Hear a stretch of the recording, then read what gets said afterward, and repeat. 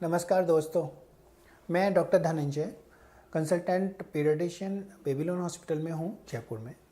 आज हम आपको बताएंगे कि बच्चों को होने वाले बार बार खांसी जुकाम होते हैं, सांस भरते हैं, नाक बंद होती है, तो ऐसा क्यों होता है, इससे हम कैसे बचाव कर सकते हैं, कैसे इसका ट्रीटमेंट ले सकते हैं।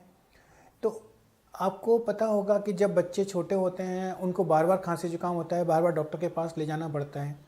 तो खांसी जुकाम के बहुत सारे कारण होते हैं, उसके साथ साथ जैसे बुखार है तब तो कोई इन्फेक्शन हो सकता है, इन्फेक्शन नहीं है तो एलर्जी हो सकती है। तो लोग कहते हैं कि सर बार बार खांसी जुकाम होते हैं तो अस्थमा हो गया। तो अस्थमा क्या है? अस्थमा है कि जब बच्चे को एलर्जी होती है, एलर्जी से सांस की नली सिकुड़ती है और उससे जो सांस में तकलीफ होती है उसको अपन अस्थमा या एलर्जी बोलते हैं। ऐसा क्यों होता है? जैसे ये जैसे मॉडल है, ये सांस की नली होती है, ये पूरी सांस की नली है। इसमें नॉर्मल जो बच्चे होते हैं उनकी सांस की नली नाक से लेके और लंग्स तक इस तरह की अंदर की लेयर होती है, तो जो बच्चा आराम से इसमें से सांस ले रहा होता है। लेकिन जैसे ही जो बच्चे एलर्जिक होते हैं उनके अंदर की लेयर, जैसे नाक अपन ऊपर खोल के देखेंगे तो उसमें रेडनेस होगी, तो ऊपर की जो अंदर की लेयर है वो इस तरह की रेड होगी नाक से लेके और लंग्स तक।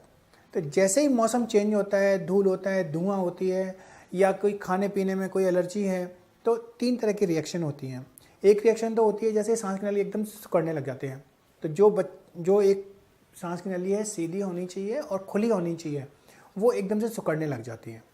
दूसरा, सांस की नली सूजन बढ़ जाती है, तीसरा, कफ बनने लग जाता है। तो जैसे ही ये रिएक्शन होती है, कुछ खाने पीने में एलर्जी होती है, तो जो बच्चा इसमें से सांस ले रहा होता है वो बच्चा इसमें से सांस लेने, तो जैसे ये वाली कंडीशन आती है वैसे बच्चे की सांस तेज चलने लग जाती है, बच्चा खांसने लग जाता है। तो उस वक्त अपने को 3 ही तरह की दवाई देनी होती है। एक तो नली खुलने की दवाई, सांस की नली सूजन कम करने की दवाई, और तीसरा कफ नहीं बने या बने तो पतला होकर निकल जाए। इस तरह की 3 तरह की दवाई होती हैं। तो एक तो तरीका होता है कि उसको ट्रीटमेंट दो, दूसरा इससे बचाव कैसे करें। तो ट्रीटमेंट के लिए 3 तरह की दवाई होती हैं, चाहे तो वो गोली के रूप में, मुंह की दवाइयों के रूप में दें, या अपन उसको डायरेक्ट सांस की नली में दें। तो मुंह से गोलियां देते हैं, उसके डोजेस 10 टाइम्स, 20 टाइम्स, 50 टाइम्स ज़्यादा होती है। डायरेक्ट देने में 2 तरह से दे सकते हैं, या तो अपन नेबुलाइजेशन के थ्रू दें। तो नेबुलाइजेशन क्या होता है कि जो भाप बनाते हैं दवाइयों की बड़ी मशीन होती है, इलेक्ट्रिक से चलती है, उसमें से भाप बनती है, भाप सांस की नली में जाती है, वो दवाइयाँ वहाँ पे डिपॉजिट होती हैं, उससे वो जो रिएक्शन है कि लंग खुलना है, सूजन में कमी आना है, कफ कम होना है, वो सारी चीज़ें होती हैं। ये सब चीज़ें तो हॉस्पिटल सेटअप में हो सकती है, लेकिन अभी जो नए स्पेसर आते हैं, इनहेलर आते हैं, आपने सुना होगा इनहेलर के बारे में, या जो कहते हैं कि उसको पफ होते हैं, ठीक है। तो पफ में भी दवाइयाँ वही रहती है, चाहे अपन मुंह से दें, चाहे नेबुलाइजेशन से दें या पफ से दें, दवाइयाँ वही रहती हैं। पफ का ये फ़ायदा है कि आप अंदर एक दवाई दबाने से सीधे लंग्स में जाता है, लंग्स में जाने से क्या होगा कि इमीडिएटली तो इफेक्ट आएगा, सूजन कम होगी और बच्चा इमीडिएटली फ़ायदा होगा। अदरवाइज जो मुंह से दवाइयाँ देंगे वो दवाइयाँ 10-20 टाइम्स ज़्यादा देनी पड़ रही है, तो वो पहले स्टमक में जाएंगी, लिवर में आएंगी, लिवर से ब्लड में आएंगी, फिर लंग्स में पहुंचेगी, तो टाइम भी ज़्यादा लगने वाला होता है, प्लस उसका इफेक्ट भी थोड़ा धीरे से आता है, और क्योंकि लिवर और ब्लड में होते हुए आते हैं तो साइड इफेक्ट भी बहुत ज़्यादा होते हैं। इसलिए एक गोली 2 मिलीग्राम की या 4 मिलीग्राम की गोली करीब 20-30 टाइम्स ज़्यादा होती है। इसलिए अपने को पफ बहुत क्योंकि लंग्स में डायरेक्टली इफेक्ट आता है, कोई ब्लड में जाता नहीं है, एग्जॉशन होता नहीं है, तो ये सारी चीज़ें फटाफट काम करती है। तो अपने को इस चीज़ से नहीं घबराना चाहिए कि भाई आदत तो नहीं पड़ जाएगी इस चीज़ की, तो आदत कभी नहीं होती है, तो इमीडिएटली बच्चे को रिलीव करना होता है। तो ये तो हो गया ट्रीटमेंट वाला पार्ट।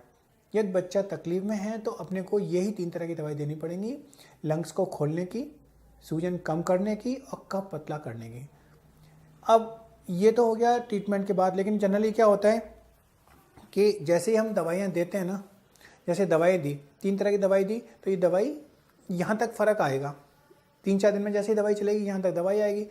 दवाई देने के बाद बच्चा बिल्कुल नॉर्मल लगेगा, फिर दवाइयाँ बंद कर देते हैं। दवाइयाँ बंद करने के बाद फिर वापस जैसे 10-8 दिन के बाद वापस खांसी जुकाम हुआ, मौसम बदला, धूल धुआं वॉटेवर जो भी कोई तकलीफ हुई ना खाने पीने में, तो एकदम से फिर रिएक्शन होगी, फिर वही दवाई देनी पड़ेगी, फिर बच्चा तकलीफ में आएगा, फिर दवाई देते हैं, 4-5 दिन में फिर फर्क आ जाता है। लेकिन हम चाहते हैं कि इस कंडीशन पहुंच जाए रादर देन इस कंडीशन से।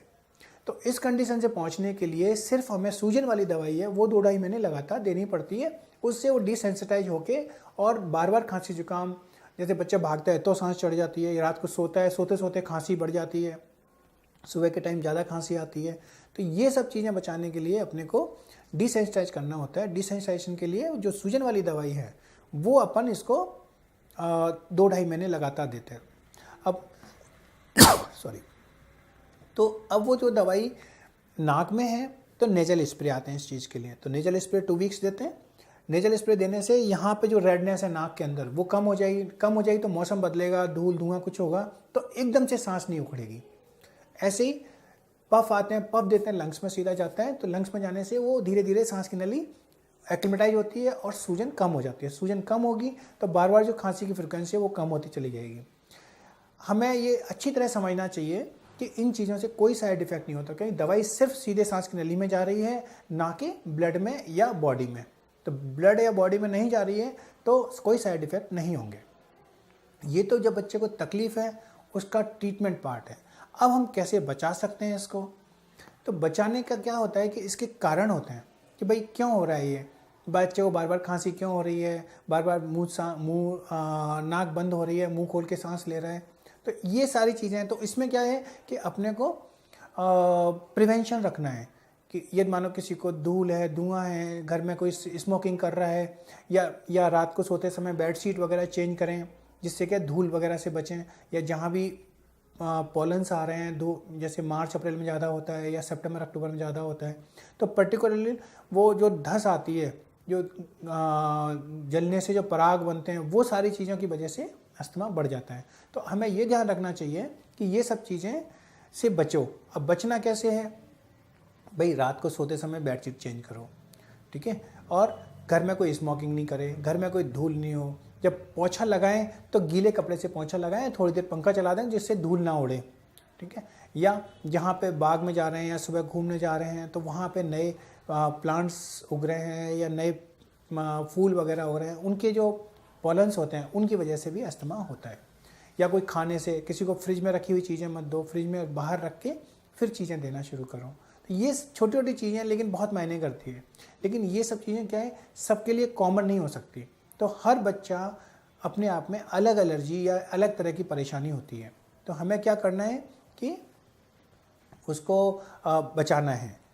इस तरह के बहुत सारी वो परेशानी हैं जिससे हम बच सकते हैं। इस तरह के कोई भी सवालों को आप हमारे YouTube चैनल सब्सक्राइब करें और हमें डायरेक्टली फ़ोन कर सकते हैं। हम डायरेक्टली आपको इसके जवाब देंगे। धन्यवाद।